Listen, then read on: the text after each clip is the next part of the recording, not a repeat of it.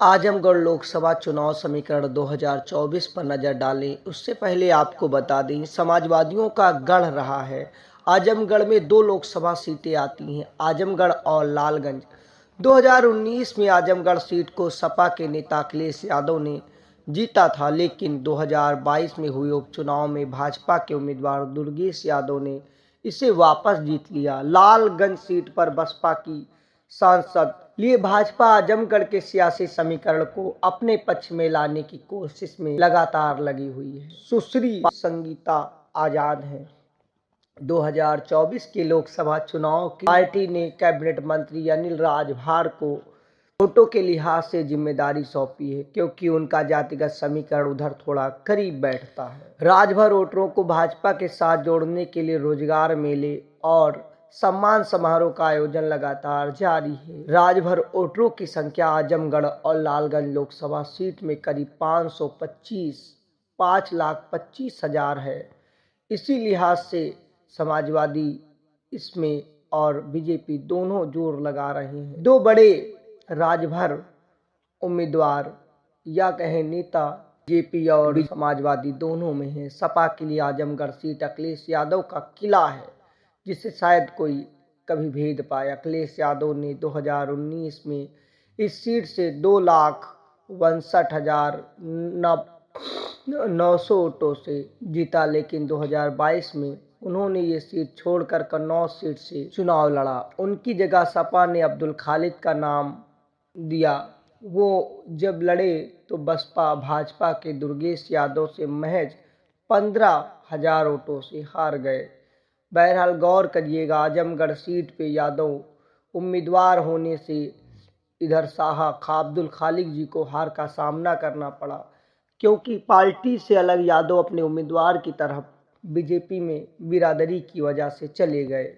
अब अगर अखिलेश यादव फिर से आजमगढ़ से चुनाव लड़ते हैं तो उन्हें भाजपा के उम्मीदवार से काफ़ी और कड़ी टक्कर मिलने की आसार है। हालांकि बसपा के लिए लालगंज सीट महत्वपूर्ण है। बसपा ने 2019 में सीट पर दलित मुस्लिम समीकरण का फायदा उठाते हुए बसपा की सांसद सुश्री संगीता आजाद ने सीट से 1,94,000 मतों के अंतर से जीत दर्ज की। बसपा अब भी इसी समीकरण को बनाए रखने की कोशिश करेगी।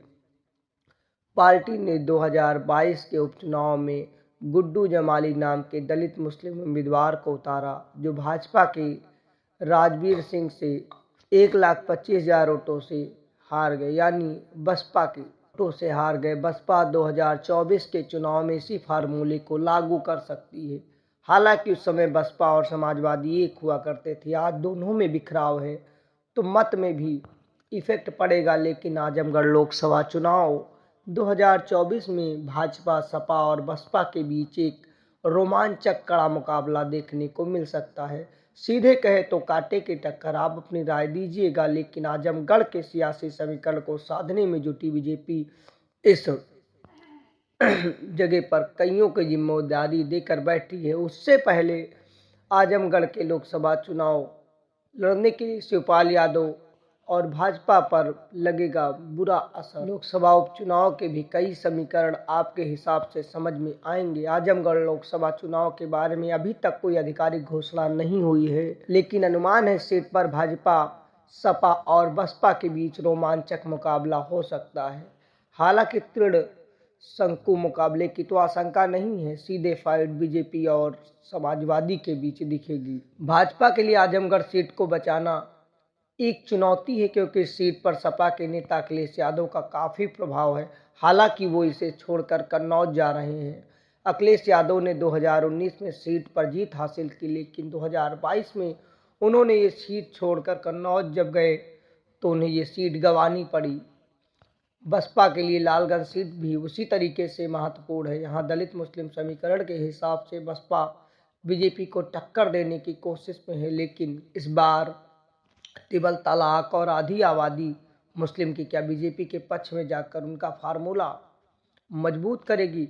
ये तो मतदान और मत के परिणाम ही बताएंगे। एग्जिट पोल महज इत्तेफाक हो सकते हैं। ऐसे ही हर लोकसभा सीट का समीकरण, जातिगत समीकरण, हर कुछ आपके सामने होगा। चैनल को लाइक से सब्सक्राइब करें। जातिगत समीकरण और अन्य वीडियो के लिए छोटे, लॉन्ग और शॉर्ट वीडियो देखते रहें। आपको हर सीट का समीकरण और कहां कौन उम्मीदवार किस स्थिति में है बखूबी